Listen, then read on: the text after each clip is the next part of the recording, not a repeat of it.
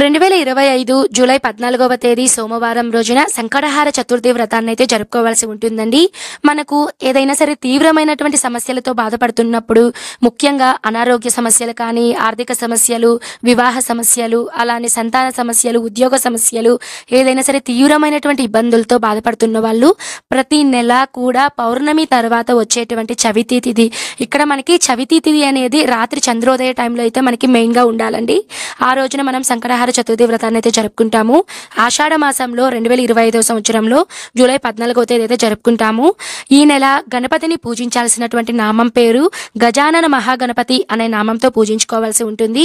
గణపతిని మనం పెట్టుకునేటువంటి పీఠం పేరు వచ్చేసి విష్ణు పీఠం అండి. ఈ నామాలంటే మీరు పట్టించుకొని పూజ అనేది స్టార్ట్ చేసుకోవాలి.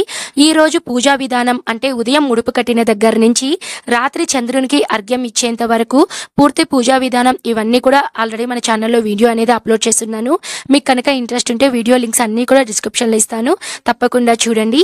సర్వే జనః సుఖినో భవంతు. స్వస్తి.